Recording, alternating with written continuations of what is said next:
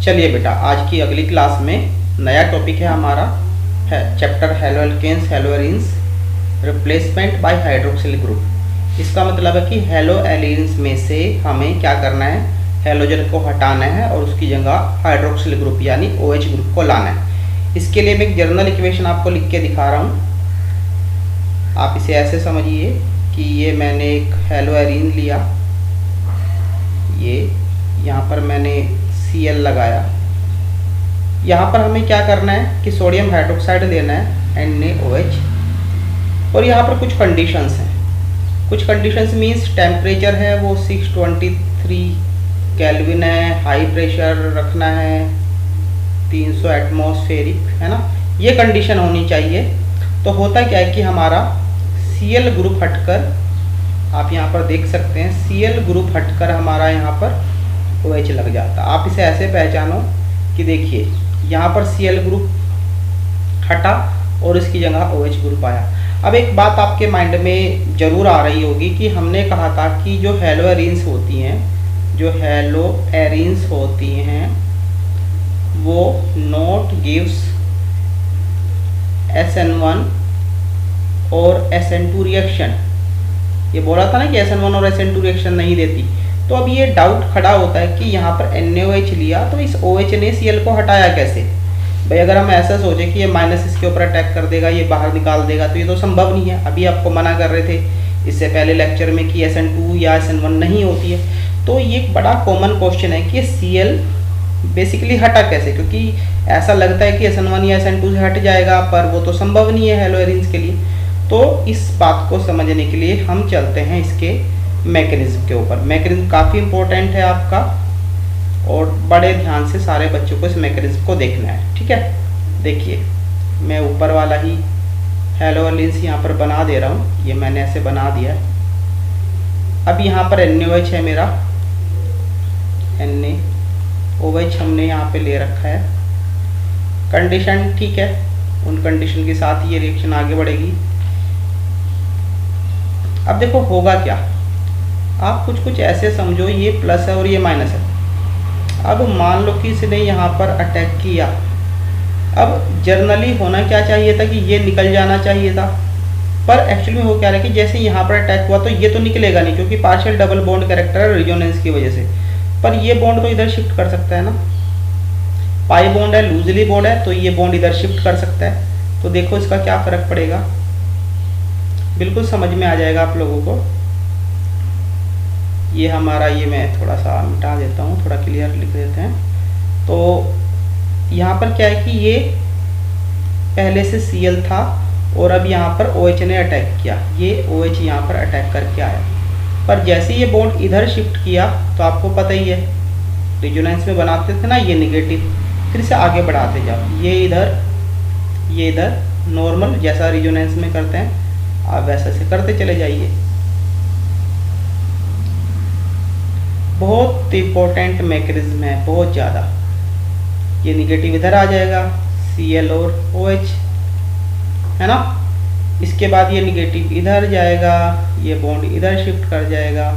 कोई दिक्कत मेरे हिसाब से नहीं होनी चाहिए। अगर आपसे स्ट्रक्चर की ड्राइंग आपको क्लियर है, नहीं क्लियर है तो भैया फिर दिक्कत है ना। ये स्ट्रक्चर की ड्राइंग। अब यहाँ पर थोड़ा ध्यान रखने वाली बात है, देखिए यहाँ तक हम पहुँचे।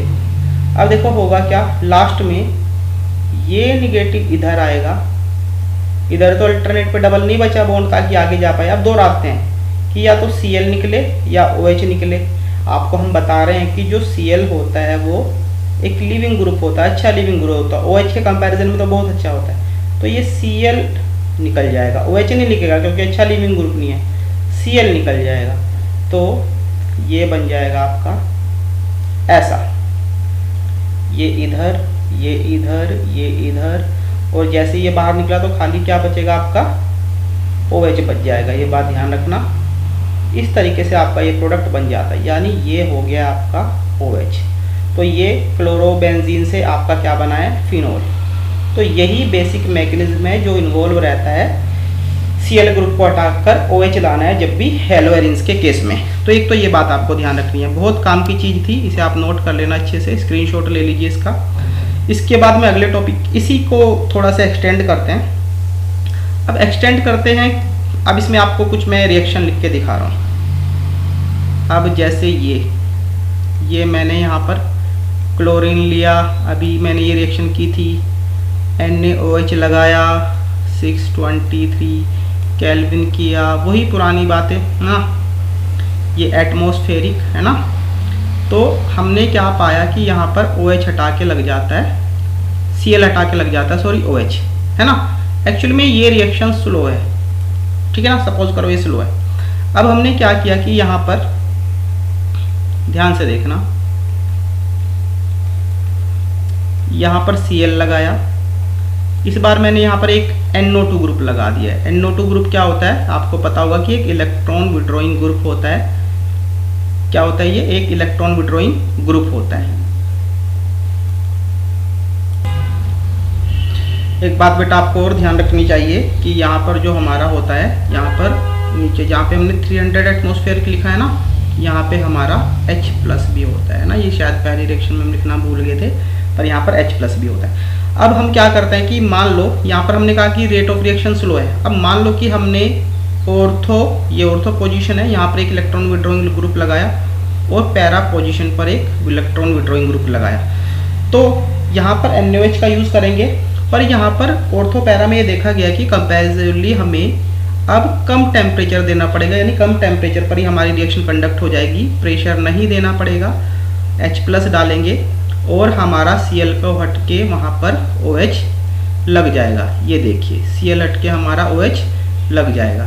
तो एक्चुअली में हो क्या रहा है कि यहाँ पर ऐसा लगता है कि जैसे NO2 ने रेट ऑफ रिएक्शन को कुछ ना कुछ फास्ट किया है, क्योंकि अब रिएक्शन हमारी मतलब थोड़ा लोअर कंडीशंस पर, लोअर टेम्परेचर पर विदाउट प्रेशर के हो पा रही है। अब यहाँ पर हम एक और इम्पैक्ट स्टडी करते हैं। मान लो कि चलो ये हमारा Cl है, ये यहाँ पर हम रिंग बना देते हैं फिलहाल। अगर मैं ऑर्थो पे, दोनों तो ऑर्थो पे NO2 को लगा दूँ और पैरा पर, यानी तीनों पोजीशन, दोनों ऑर्थो और ये हमने ऑक्यूपाई कर लिए हैं, यहाँ पे हमने NaOH डाला। तो यहाँ पर डियर स्टूडेंट ये देखा गया है कि आपको बस वार्म ही करना पड़ेगा, हल्का सा गर्म ही करना पड़ेगा, और एसिड देने की आवश्यकता नहीं है, केवल वाटर से ही काम चल जाएगा। और Cl हटकर यहाँ पर क्या लग जाएगा, आपका OH लग जाएगा। देखो ये मैं अलग कलर से यहाँ पे दिखा दे रहा हूँ आप लोगों को। Cl हट के क्या लग जाएगा, यहाँ पर OH लग जाएगा, ऐसे, ये है ना। अब ये NO2, ये NO2 और ये यहाँ पर NO2। तो एक तो बात आपको क्लियर हुई होगी, ये मैं ऐसा लिख लेता हूँ, वेरीफाइड भाई हल्का सा गर्म किया रिएक्शन होगी। तो ये तो बात कंफर्म है कि presence of electron withdrawing group like NO2 at ortho and para position increase the rate of reaction। इस गिवन डेटा से ये तो बात क्लियर होगी कि रेट ऑफ रिएक्शन को बढ़ा देता है। आप देखिए ऑर्थो और पैरा पे लिया तो पहले तो 623, यहाँ पे 368 केल्विन लेना पड़ रहा है ना। दोनों ऑर्थो पैरा पे लगा दे तो अब हल्का सा गर्म ही करना पड़ रहा है। तो यानी NO2 ग्रुप की जो प्रेजेंस है वो रेट ऑफ रिएक्शन को अफेक्ट करती है। कहीं ना कहीं presence of electron withdrawing group, electron खींचने वाले ग्रुप, कहीं ना कहीं रेट ऑफ रिएक्शन को बढ़ाते हैं। अब यहाँ पर एक बात और आप लोगों के लिए जाननी जरूरी है, मैं इसे मिटा दे रहा हूँ बेटा, आप ध्यान से नोट कर लेना। अब यहाँ पर एक बात और नोट करने की है, व्हाट, मतलब अब क्या होगा अगर मैं क्या मान लूँ, if NO2 is at meta position. मतलब आप ऐसा समझो कि मान लो कि हमारा NO2 ग्रुप है, अभी तक तो हम ऑर्थो पैरा पे लगाते रहे थे, तो थोड़ा सा बदल देते हैं। यहाँ पर हमारा Cl, इस बार मैंने NO2 को मेटा पे लगाया। तो चलो मेटा पे लगा के वही कंडीशन लगाएंगे तो क्या लगेगा, यहाँ पर आपका OH आ जाएगा और यहाँ पर NO2 ही रहेगा। पर ये देखा गया कि but again it is slow, यानी जो कंडीशन थी हमारे पास पहले वाले में जब कोई इलेक्ट्रॉन विड्रॉइंग ग्रुप नहीं था, 623 केल्विन 300 एटमॉस्फेरिक है ना, और H प्लस, ये लगभग वही बनी रहती हैं, यानी there is no special impact of NO2 at meta position on the rate of reaction. यानी इस डेटा से एक बात तो क्लियर हुई कि अगर electron withdrawing group NO2 ortho और पैरा पे लगता है तो वो रेट ऑफ रिएक्शन को अफेक्ट करता है, कंडीशंस को डिसोल्व बना लेता है, डाइल्यूट बना लेता है। पर अगर मेटा पर NO2 लगा है तो मेटा पर NO2 लगाने से कोई बड़ा बेनिफिट हमें नहीं मिलता। रेट ऑफ रिएक्शन अनसब्स्टिट्यूटेड हेलोइंस की तरह स्लो बनी रहती हैं, लो बनी रहती हैं। अब एक बात दिमाग में आ जाती है, आपकी NCERT में भी अगर आप देखें वहाँ पर काफ़ी इसका डिस्कशन हो रखा है कि ऐसा क्या हो जाता है कि जैसे ही ऑर्थो और पैरा पोजीशन पर मतलब कोई इलेक्ट्रॉन विड्रॉइंग ग्रुप आ जाता है तो रेट ऑफ रिएक्शन बढ़ने क्यों लगता है। तो बेटा इस क्वेश्चन का जो आंसर है वो भी इसके मैकेनिज्म के अंदर ही छिपा है। मैं आपको एक मैकेनिज्म करके दिखा दे रहा हूँ, ऑर्थो और पैरा पोजीशन का मैं करके दिखा दे रहा हूँ, बाकी आप कर सकते हैं प्रैक्टिस के तौर पे, नहीं होता तो आप मुझे दोबारा कॉल कर सकते हैं, ठीक है। अभी उस मैकेनिज्म की तरफ हम बढ़ेंगे। चलिए अब इस रिएक्शन के हम मैकेनिज्म की तरफ आगे बढ़ जाते हैं कि एक्चुअली में NO2 ग्रुप ऑर्थो और पैरा पोजीशन पर रेट ऑफ रिएक्शन को किस तरीके से बढ़ाने में मदद कर रहे हैं। अब आप इसे ऐसे समझें, थोड़ा सा बेटा स्लो वे में करना पड़ेगा। ये जैसे Cl है और ये NO2 है और ये NO2 है, ठीक है ना, तो थोड़ा सा ध्यान से देखना। अब प्लस NaOH मैंने यहाँ पर डाला, जो ऊपर वाली कंडीशन है वो है ना, ये प्लस ये माइनस। अब हुआ क्या कि जैसे मैं आपको लगातार बताता रहूँ, इसने यहाँ पर अटैक करना है और ये बॉन्ड शिफ्ट होके इधर आ जाना है, ठीक है ना। इसके बाद क्या होगा, बड़े ध्यान से देखना, कोई हड़बड़ाहट नहीं है, मैं बिल्कुल स्लो वे में इसे बनाऊंगा। Cl और यहाँ पर क्या लगा OH। अब यहाँ पर मैं थोड़ा सा इसे ओपन करके बना लेता हूँ, NO2 ये मैंने ऐसे बनाया। अब आपको पता है कि यहाँ पर बॉन्ड शिफ्ट करके क्या आया था, निगेटिव चार्ज आया था ना, तो मैंने निगेटिव चार्ज बना लिया, बाकी बॉन्ड मैंने एज इट इज़ बना दिए।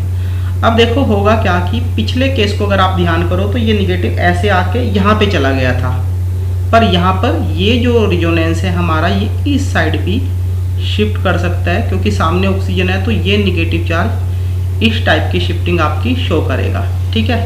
अब देखो बड़े ध्यान से देखना है इससे क्या हो रहा है, काफ़ी अच्छा मैकेनिज्म है, अगर एग्जाम में आया तो फिर बढ़िया नंबर का आएगा। Cl OH as it is. अब देखो बेटा यहाँ पर क्या हुआ कि यहाँ पर एक बॉन्ड तो पहले ही था, अब एक बॉन्ड और बन गया N, है ना। ये ऑक्सीजन के ऊपर ये बॉन्ड यहाँ पे ऐसे शिफ्ट किया है ना, ऐसे शिफ्ट किया है, तो ऑक्सीजन के ऊपर क्या आएगा, निगेटिव आएगा, और ये ऑक्सीजन एज इट इज़ हमारा है, ठीक है ना। ये इधर आया और ये ऊपर की तरफ शिफ्ट करके चला गया, ठीक है। इसके बाद ये हम यहाँ पर ऐसे ही बॉन्ड बना दे रहे हैं बिना किसी प्रॉब्लम के। अब इससे नेक्स्ट स्टेप में हो क्या रहा है कि नेक्स्ट स्टेप में जो हमारा ये बॉन्ड था, ये जो हमारा बॉन्ड था ये निगेटिव, ये इधर आएगा,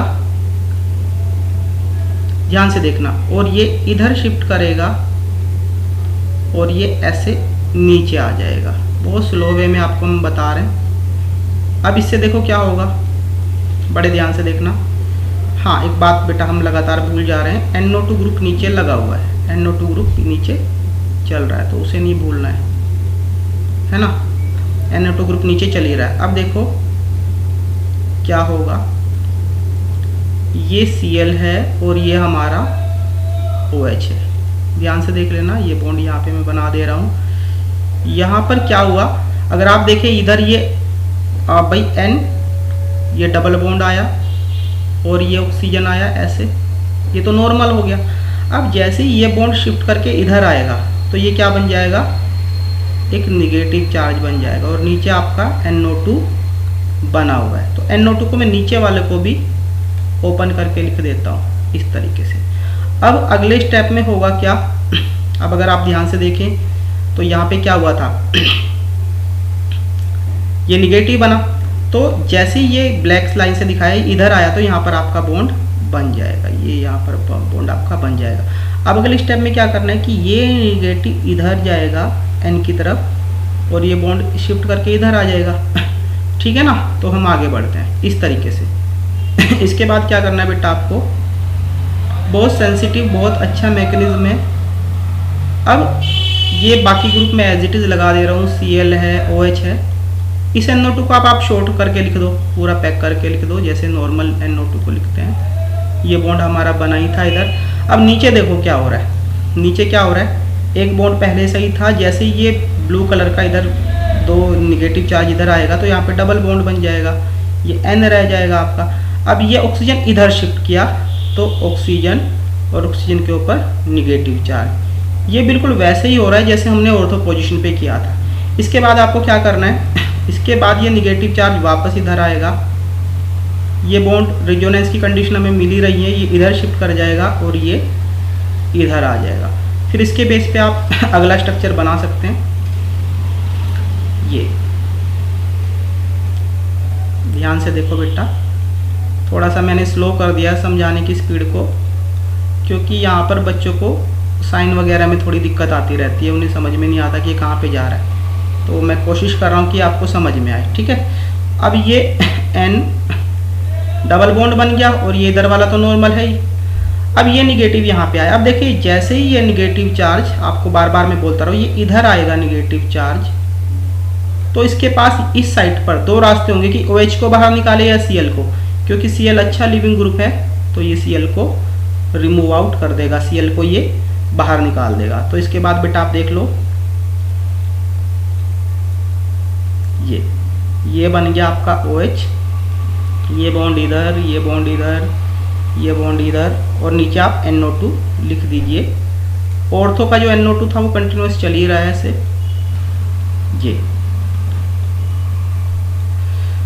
तो अगर हम देखें यहाँ पर रिजोनेटिंग स्ट्रक्चर की बात करें तो NO2 की वजह से कुछ रिजोनेटिंग स्ट्रक्चर बढ़े हैं, जैसे ये एक बढ़ा, ये दूसरा बढ़ा, ठीक है, फिर ये तीसरा स्ट्रक्चर बढ़ा, ये चौथा स्ट्रक्चर बढ़ा। तो कुल मिला के अगर NO2 ग्रुप प्रेजेंट है, NO2 ग्रुप मैं दोबारा आपको बता दे रहा हूँ कि NO2 group electron withdrawing present है, तो ये ऑर्थो पोजीशन पर और पैरा पोजीशन पर आप देख सकते हैं। ये ऑर्थो पोजीशन पर और पैरा पोजीशन पर क्या करता है कि जो निगेटिव चार्ज नीचे आ रहा है उसे स्टेबलाइज करता है वाया रेजोनेंस। भाई पहला जो फर्स्ट मैकेनिज्म था उसमें अगर मैं इस निगेटिव की बात करूँ तो ये इधर आया और नीचे चला गया, पर यहाँ पर क्या करे कि NO2 से अपने नाइट्रोजन के थ्रू ऑक्सीजन की तरफ शिफ्ट करता है, जिससे नंबर ऑफ रिजोनेटिंग स्ट्रक्चर बढ़ते हैं। या आप ऐसे समझ सकते हो कि जो ऑक्सीजन है हमारा वो ऑर्थो पोजीशन पर NO2 के द्वारा स्टेबलाइज किया जा रहा है और पैरा पोजीशन पर NO2 के द्वारा स्टेबलाइज किया जा रहा है। तो आपको ये बात पहले से ही टीचर लोग बताते रहे हैं कि अगर आपके रिएक्शन इंटरमीडिएट निगेटिव और पॉजिटिव स्टेबलाइज होते हैं ड्यूरिंग द रिएक्शन किसी भी ग्रुप के द्वारा या किसी भी रीजन से, तो वो रेस्ट ऑफ रिएक्शन को प्रमोट करने में हेल्प करते हैं, या आप ऐसा समझ सकते हो कि वो मेजर प्रोडक्ट बनाने में आपकी मदद कर सकते हैं, ठीक है। तो यहाँ पर निगेटिव चार्ज ऑर्थो पे NO2 से स्टेबलाइज हो रहा है और यहाँ पर पैरा पर भी NO2 से स्टेबलाइज हो रहा है, तो आपकी रेट ऑफ रिएक्शन बढ़ जाएगी। आप कंपैरिजन करो कि चलो मान लो कि खाली ऑर्थो पे होता तो बस ऑर्थो पे स्टेबलाइजेशन आता, कंडीशन थोड़ी सी डिफिकल्ट रहती। ऑर्थो पैरा दोनों पे आ गया है तो नंबर ऑफ रिजोनेटिंग स्ट्रक्चर बढ़ गए, यानी निगेटिव का स्टेबलाइजेशन बढ़ गया, यानी कंडीशन थोड़ी सी और डिजोल्व हो गई है। मान लो कि यहाँ पर चलो NO2 ग्रुप आ जाता तो यहाँ पर भी इस साइड पर भी आपका NO2 पे यहाँ पे इस साइड पे आने वाला निगेटिव स्टेबलाइज होने लगता, तो आपकी कंडीशन और आसान हो जाती। जैसे मैंने आपको बताया भी था कि अगर दोनों ऑर्थो और पैरा पे लगा है तो बस हल्का सा गर्म ही करना पड़ेगा, क्योंकि वहाँ पर जो निगेटिव चार्ज को स्टेबलाइजेशन मिलेगा वो 3 साइट पर मिलेगा, यहाँ पर 2 साइट पर मिल रहा है और उस केस में 3 पे मिलेगा तो और ज़्यादा स्टेबल और आसान कंडीशन, तो उस केस में हमें हल्का सा गर्म करना पड़ेगा। अब लास्ट बात आती है, अब देखो बेटा आगे नई कंडीशन है कि अगर electron withdrawing group Meta position पर है, अगर इलेक्ट्रॉन विड्रॉइंग ग्रुप क्या है आपका मेटा पोजीशन पर है, जैसे यहाँ पर दिखा रखा है, तो ये रेट ऑफ रिएक्शन पे कोई असर नहीं डालता है। अगर एग्जाम में ये क्वेश्चन आ जाए जी ऐसा क्या, मेटा पोजीशन पर ये इफेक्ट क्यों नहीं डाल रहा है, ऑर्थो पर डालता है, पैरा पर डालता है, ऑर्थो पैरा दोनों हो तब बहुत ज़्यादा इफेक्ट डालता है। दोनों ऑर्थो और मेटा पे NO2 जाइए तो रेट ऑफ रिएक्शन को काफ़ी फास्ट बनाता है। तो मेटा पे ऐसी क्या प्रॉब्लम है कि रेट ऑफ रिएक्शन पे कोई विशेष फर्क नहीं पड़ता है। तो यहाँ के लिए भी बेटा हम मैकेनिज्म का ही थोड़ा सा सहारा लेंगे ताकि आपको चीज़ें क्लियर कराई जा सकें। मैं आपको बार बार बता रहा हूँ कि जो इंटरमीडिएट निगेटिव बन रहा है या जो निगेटिव चार्ज हमारा आ रहा है वो स्टेबलाइज हो जाता है ऑर्थो और पैरा पोजीशन पर। तो अब हम ये देखेंगे कि क्या ये मेटा पोजीशन पर भी स्टेबल होता है। अगर मेटा पर स्टेबल हो जाएगा तो रेट ऑफ रिएक्शन बढ़ना चाहिए, और अगर मेटा पर स्टेबल नहीं होगा तो रेट ऑफ रिएक्शन आपका नहीं बढ़ना चाहिए। तो उसी की खोज में आगे बढ़ते हैं, बाकी वो कंडीशन है ही। तो इस निगेटिव ने यहाँ पर अटैक किया, अटैक करने के बाद ये इधर शिफ्ट हुआ, ठीक है ना। तो मैं इसे बना दे रहा हूँ ऐसे, ये रहा क्लोरीन और ये रहा OH, है ना। निगेटिव इधर आ गया, NO2 हमारा यहाँ पर चल ही रहा है लगातार। अगर बेटा कहीं कहीं भूल जाते हैं तो आप उसे अंडरस्टूड है, आप उसे देख लेना कि हाँ। अब मैं यहाँ पर NO2 बनाया, ठीक है ना। इसके बाद क्या हुआ, आप अगर यहाँ पे ध्यान से देखें, आगे बढ़ा रहे हैं, ये निगेटिव इधर आया और ये बॉन्ड इधर शिफ्ट, तभी तो रेजोनेंस हो रहा है। तो अगर आप इन दोनों स्ट्रक्चर के बीच में बातें करें, इन दोनों स्ट्रक्चर जो अभी करंट ड्राइंग में हैं, अगर इन स्ट्रक्चर पर आप थोड़ा सा ध्यान लगाएं तो आप पाएंगे कि जो ये निगेटिव चार्ज था ये इधर आया और ये सीधा सीधा सीधा ये पैरा पे पहुंच गया, यानी मेटा पर निगेटिव आया ही नहीं, मेटा पर निगेटिव आया ही नहीं। अब जब मेटा पे निगेटिव आया ही नहीं तो NO2 से स्टेबल कैसे करेगा। जब मेटा पे निगेटिव आया ही नहीं तो NO2 से स्टेबल कैसे करेगा।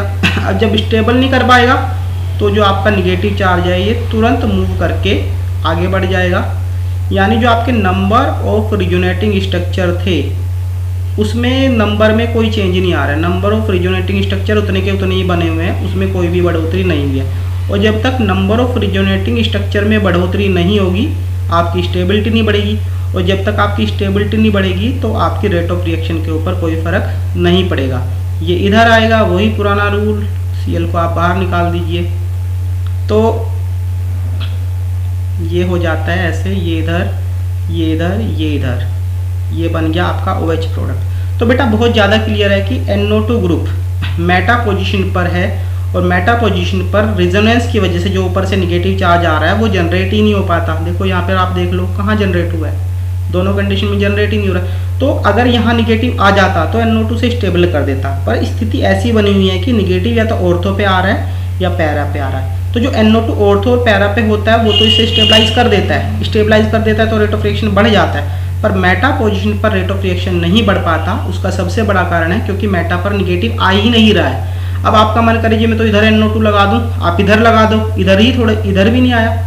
आप देख लीजिए यहाँ पर निगेटिव कहाँ आया है, निगेटिव आया नहीं। तो दोनों मेटा पर ही निगेटिव नहीं आ पाता, और दोनों मेटा पर निगेटिव नहीं आएगा तो आपकी स्टेबिलिटी नहीं आएगी, रिजोनेटिंग स्ट्रक्चर नहीं बढ़ेंगे, तो क्या होगा, आपका रेट ऑफ रिएक्शन स्लो ही बना रहेगा।